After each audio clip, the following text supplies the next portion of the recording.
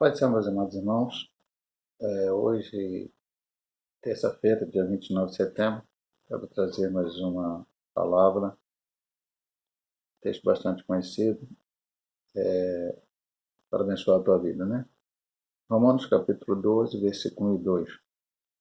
Rogo-vos, pois, irmãos, pela compaixão de Deus, que apresenteis o vosso corpo em sacrifício vivo, santo e agradável a Deus, que é o vosso culto racional.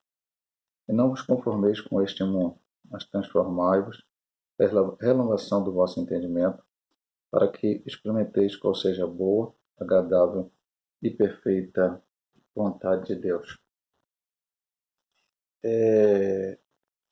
O apóstolo São Paulo estava falando aqui à igreja em Roma. Temos que lembrar, meu amado irmão, que Roma era a capital do império. E, de certa forma, onde todo tipo de coisa ruim acontecia. Não é que no restante do império não acontecesse. Paulo esteve pregando em Atenas e viu coisas terríveis ali acontecer. Em Corinto também, a gente for estudar muitas coisas, até que o Paulo ensinou aquelas pessoas ali, através das suas cartas, que antes era a sua prática de aceitar Jesus. Mas Roma era a capital e muitas coisas aconteciam ali em Roma, a qual era necessário orientar aquela igreja. Então Paulo começa dizendo: rogo, irmãos, pela compaixão de Deus, que apresenteis o vosso corpo em sacrifício vivo, santo e agradável a Deus, que é o vosso culto racional. Lembrando, meu amado irmão, que a religião romana, os seus deuses falsos, o culto ao imperador, aqueles homens entregavam o seu corpo a várias aberrações que haviam naqueles dias. É só você estudar um pouco sobre a cultura romana e ver aí o que acontecia com vários daqueles imperadores, com aquela cultura e com o povo que ali também estava naquela cidade. Então, o seu corpo era levado a fazer coisas absurdas. Paulo, inclusive, fala isso no início de Romanos, quando ele fala que depois Deus vai castigar ali no capítulo 2 por tudo aquilo que esse povo fazia. Bom, agora ele está pedindo à igreja de Roma que o nosso corpo, entregamos o nosso corpo em sacrifício vivo, santo e agradável a Deus, que é o vosso culto racional. O que é o culto racional? É o culto que nós damos com a nossa mente, com o nosso coração. E esse culto não é... pastor, o culto, então, é aquele que a gente vai para a igreja. Hoje, por exemplo, a igreja que eu pastorei, a Igreja Metodista Pentecostal, no Jacatirão, Caxias, e na Congregação de Campinas, é dia de oração e de ensino da palavra. Então, então esse dia, o culto racional que eu vou. Não, você cultua a Deus onde você estiver. Nós somos templo do Espírito Santo. E nós cultuamos a Deus não somente porque cantamos, porque pregamos, porque tocamos um instrumento, ou fazemos algo, ou evangelizamos. Não, nós cultuamos a Deus com todas as nossas atitudes diárias, em dia a dia, diante deste mundo tão difícil. O mundo precisa ver Cristo em nós. Paulo disse muitas vezes, né? Não vivo mais eu, mas Cristo vive em mim. Sede meus imitadores, como eu sou de Cristo. Então, essa é uma necessidade nossa de cristão no século XXI, especialmente dentro deste mundo tão mal. Nós vamos falar isso aqui, porque o centro é o versículo 2 da nossa reflexão de hoje, cultuar a Deus. E aí ele começa o versículo 2 dizendo: e não vos conformeis com este mundo. O que é não se conformar? Aliás, primeiro vamos dizer o que é conformar. Conformar é aceitar tranquilamente as coisas que são nos apresentadas. Nós estamos vivendo num mundo, hoje, no século XXI, em que tentam a sociedade, o sistema, nos mostrar que o aborto é uma coisa natural, o aborto. A Bíblia diz claramente que só Deus tem o direito de dar a vida e de tirar a vida. Aí vem uma série de pessoas, de classes, enfim, para defender, e aí colocam vários aspectos, quando Deus é contra isso. Eutanásia, ser normal. Se alguém não sabe o que é eutanásia, é o direito da pessoa, da família, ou às vezes até da própria pessoa, que já está no estado avançado de uma doença, pedir para morrer. As situações dos países que a pessoa pode levar uma injeção e ali morrer. Não, mais uma vez, Deus é que tem o direito de dar a vida e tirar a vida, não somos nós que podemos tirar a nossa vida. E assim vai por tantas outras coisas que a Bíblia condena, mas para que este mundo normalmente? Aí é normal. Você de repente liga a sua televisão para ver uma programação normal, está ali vendo aquela programação, uma programação sem problema nenhum, e tem ali um intervalo comercial que vai mostrar outras coisas que vão aparecer. E de repente, no meio dessas coisas, aparecem coisas que seus olhos não gostariam de ver como um cristão. Você não veria normalmente como um cristão. Porque ali estão aparecendo diante de ti, porque passou a ser normal para a sociedade. Passou a ser normal para a sociedade certas práticas, certas atitudes, certas ações, certos conceitos. E a Bíblia, então, voltando ao que nós estávamos falando. Não vos conformeis. Conformar é aceitar isso tranquilamente. Agora, o que é não vos conformar? Não aceitar. E pastor, eu tenho que brigar com alguém, eu tenho que lutar contra alguém, eu tenho que botar cartaz e ir para a rua gritar. Não. Não estou falando exatamente disso. Mas é o teu comportamento diante dessas situações. Então, nós vamos falar algumas coisas aqui para o irmão. Devemos reconhecer que o presente sistema mundano é mau. E há alguns versículos que citam isso, Atos 2:24, Gálatas 1:4, que está sob o controle de Satanás. Primeiro reconhecimento que a gente tem que ter isso. Ah, pastor, não é normal, não tem nada. A gente fica só, tem gente que bota hoje, fica botando só culpa no diabo. Meu amado irmão, veja bem, Satanás ele não está no controle total e absoluto, ele vai ter esse controle, porque Deus vai permitir como uma punição à humanidade por não ter aceitado o seu plano salvífico na grande tribulação. Durante 7 anos, o dragão, o falso profeta e o anticristo estarão dominando esta terra para que possam fazer o que quiserem aí, e aí o povo vai sofrer muito. Hoje, Deus continua no controle e permite, mas o sistema, as pessoas que não querem a Cristo, que abandonam a Cristo. Não, começou hoje, pastor, com a televisão, com a internet. Não, meu amado irmão. Satanás entrou em ação lá no Éden, tentou Adão e Eva. Satanás continuou nos relatos bíblicos, sempre que a Bíblia relata, quando ele tentou Caim, e Caim foi orientado por Deus, mas não ouviu, e matou Abel. Daqui a pouco você vai ver lá na frente, Lameque dizendo que para suas esposas com mau orgulho, que tinha matado 2 homens por motivos fúteis. Satanás nessa história aí. Passa o dilúvio, aquele povo pecador, e aí Satanás domina a sociedade da época então, e Deus então resolve destruir e salva só Noé e seus filhos, e sua esposa e a esposa de seus filhos. E toda aquela povo se corrompe. Satanás havia entrado no meio daquela sociedade e eles estavam fazendo todo tipo de barbaridade. O próprio Noé, depois do dilúvio, planta uma vinha, bebe da vinha e acaba ficando bêbado. Acontece o problema lá do seu filho entrar,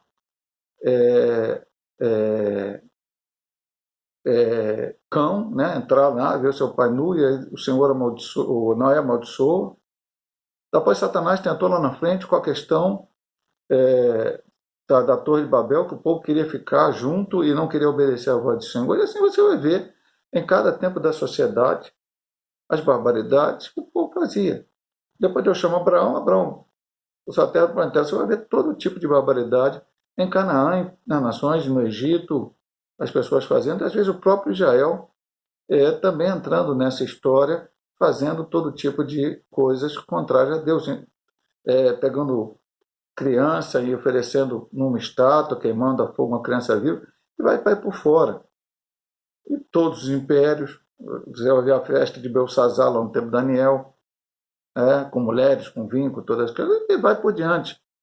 Então não é que agora Satanás está dominando nesse momento do século XXI, não, sempre Satanás dominou essa sociedade ímpia que não quer saber de Deus.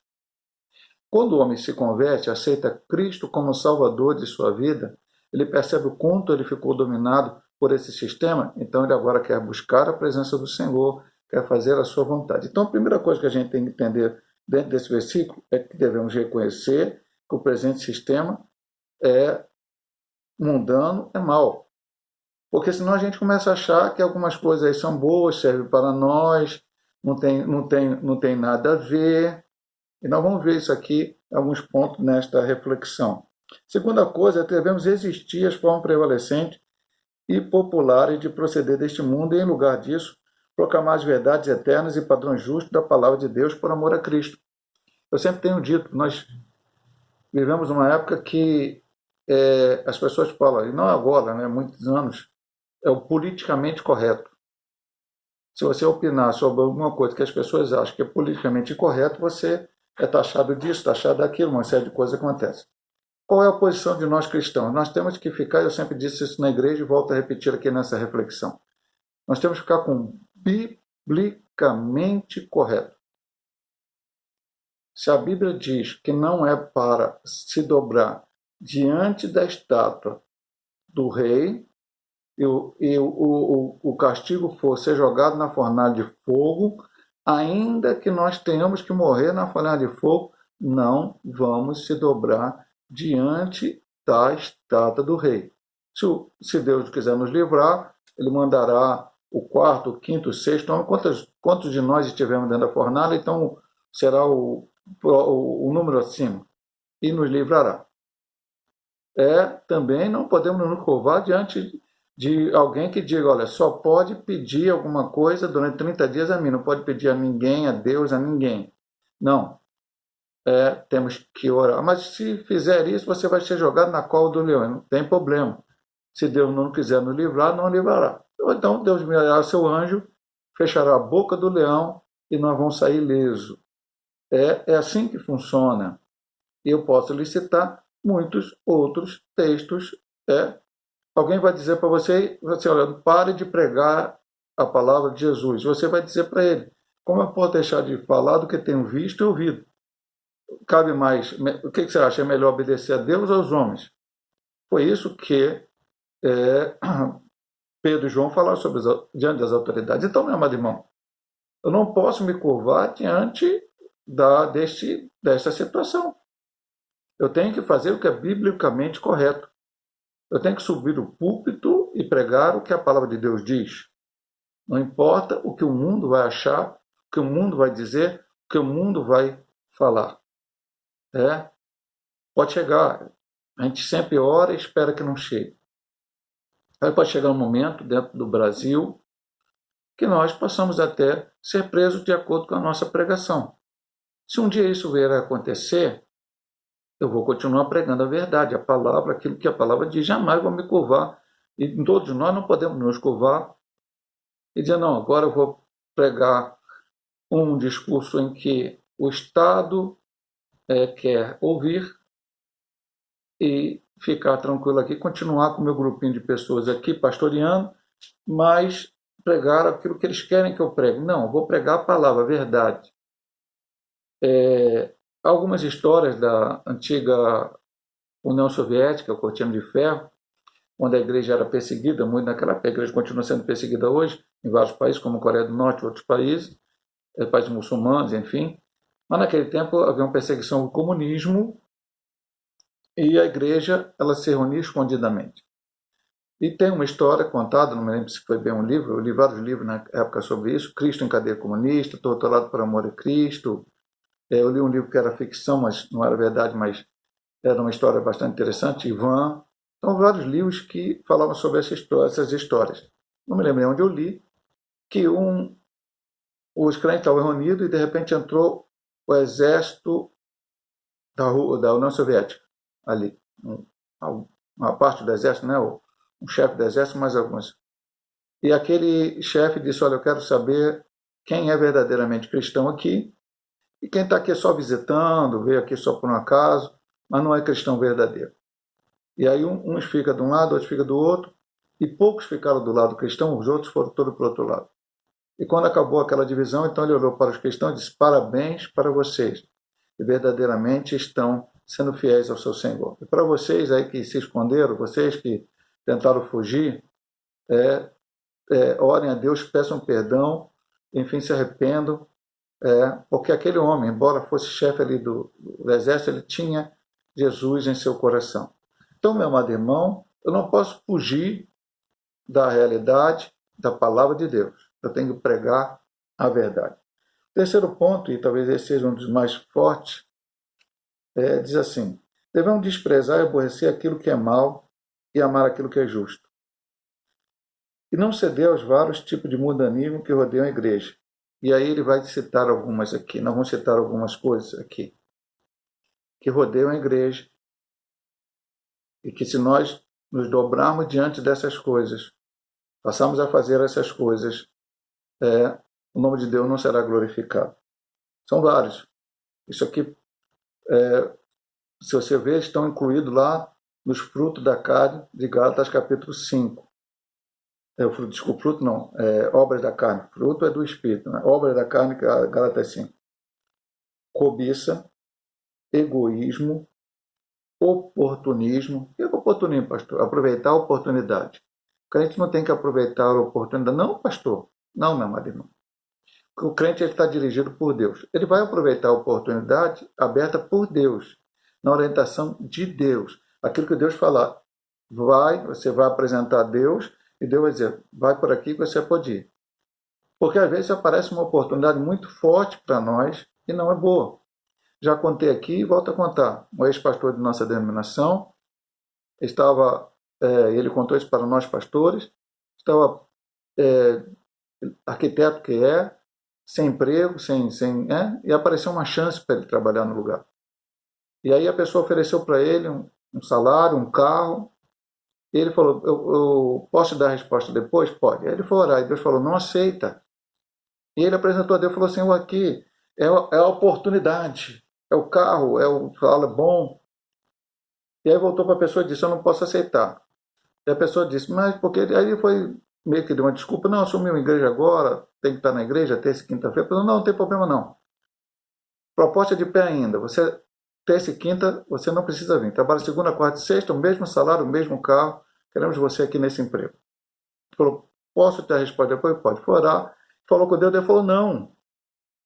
Ele falou, Deus, agora nem 2 dias menos. Ele falou, não. Ele não foi para aquele emprego. E depois ele descobriu que a pessoa que acabou indo para aquele emprego, acabaram situações dentro do emprego, não por causa da pessoa, mas por causa do emprego. Aquela pessoa estava ali enrolada com problemas judiciais por causa daquela situação. Deus o livrou e tirou daquilo. Então, oportunismo. Apareceu uma porta aberta aqui e é Deus. Não, peraí, ora primeiro, procura Deus e vamos ver se é Deus mesmo.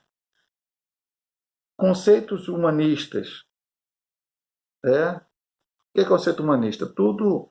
Não, nós estamos aqui em prol da sociedade. Então, vamos defender o aborto, vamos defender a eutanásia, vamos defender isso, vamos defender aquilo. Não.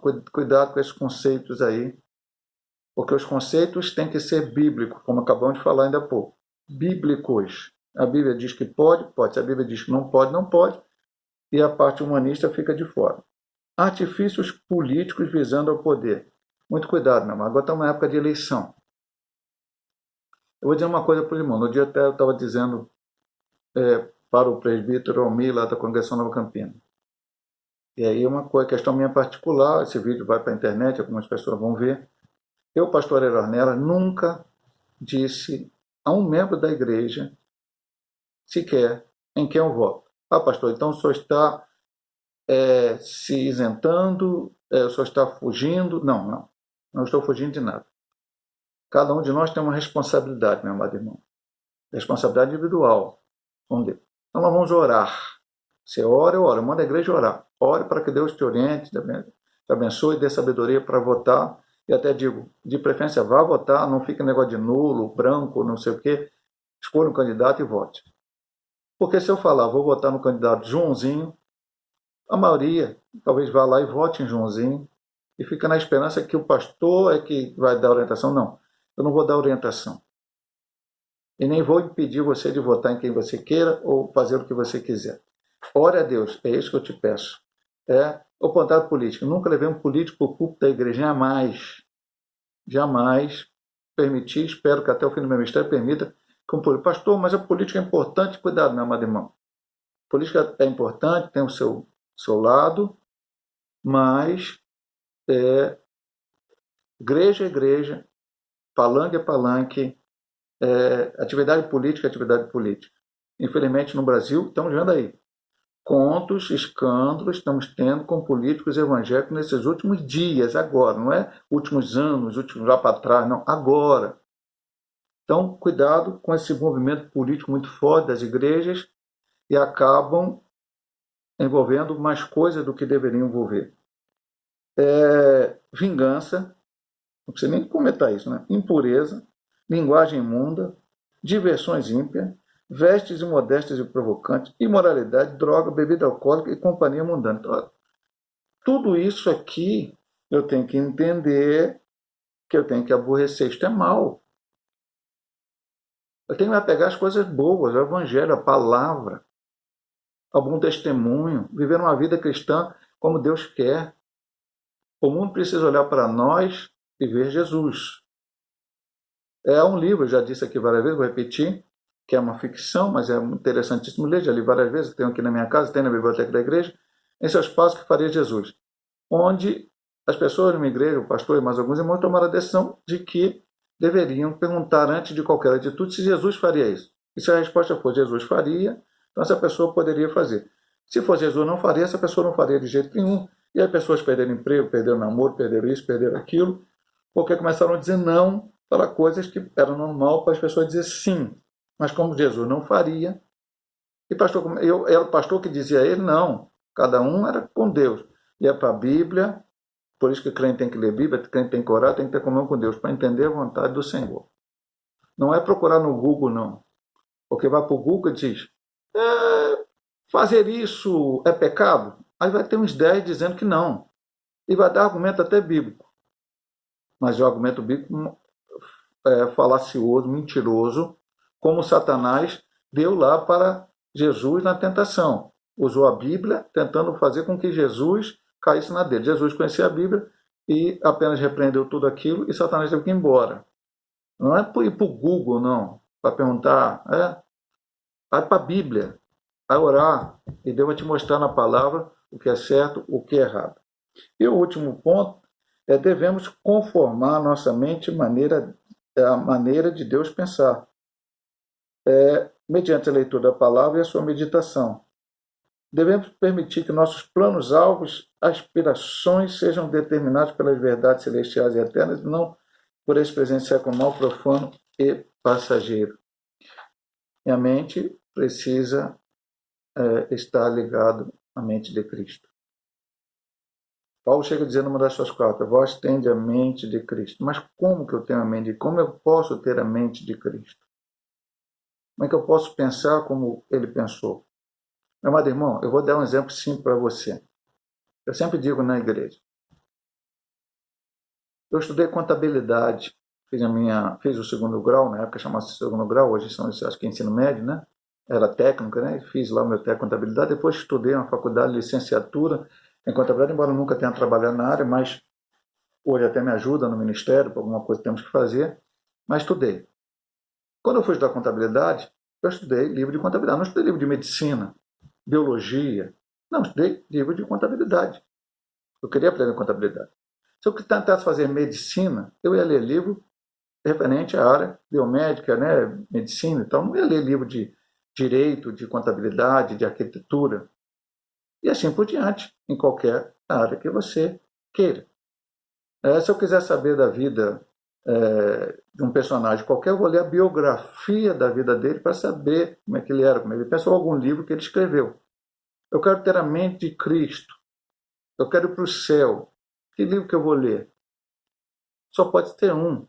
É a palavra de Deus. É a Bíblia Sagrada. Só ler, pastor? Não, até a própria reflexão aqui nos fala. Ler e meditar. É ler o versículo, o pastor Paulo de vez em quando diz, lá na igreja de Caxias, que às vezes ele lê o versículo, lê de novo, lê a terceira vez, lê a quarta vez, lê de novo. E isso é verdade, mas você lê ali, chama de atenção, lê de novo e pede a direção de Deus para você entender aquela palavra. Aquela palavra entra no teu coração, porque não é, veja bem, nunca somente, é bom que você tenha na sua mente, assim, guarde, até decore, então, não é pecado, não. Mas não é decorar, não é saber de cor, não é saber ganhar um galope bíblico pela rapidez que você sabe aonde está o versículo na Bíblia. É ter dentro do teu coração e colocar em prática na sua vida.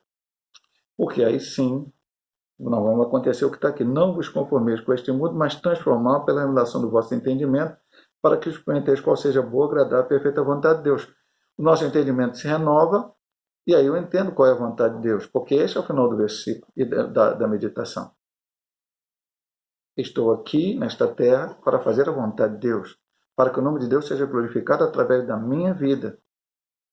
Então, busquemos esse Deus, oremos a esse Deus, buscamos cada dia a fazer a sua vontade, a estar verdadeiramente ligado à sua palavra, em oração, em jejum, para que Deus possa abençoar as nossas vidas. Deus possa te abençoar através desta palavra, meu amado irmão, minha amada irmã.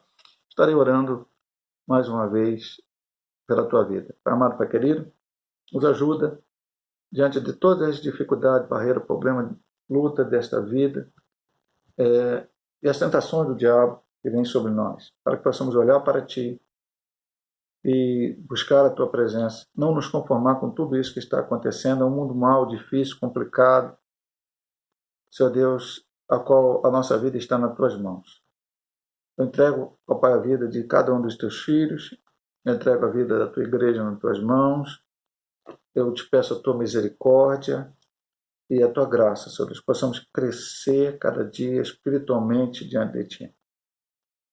Estamos aqui neste mundo e por isso temos problemas, Senhor. Por isso agora eu intercedo, peço a bênção, ó Pai, para que estão enfermos. Mais uma vez eu entrego ali a Tua serva Lilian.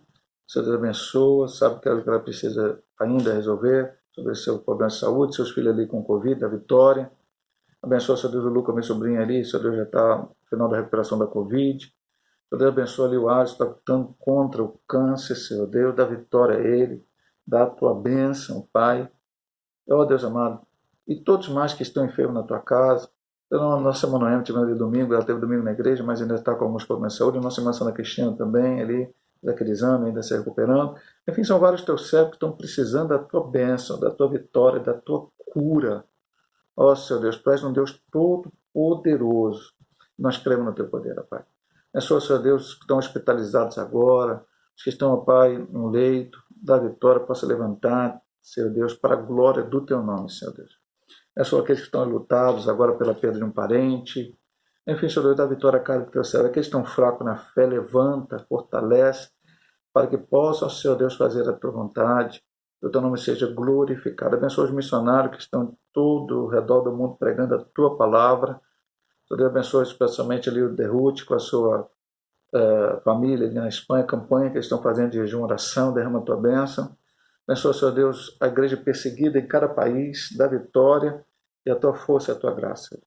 Fica conosco, perdoa os nossos pecados, Deus eterno.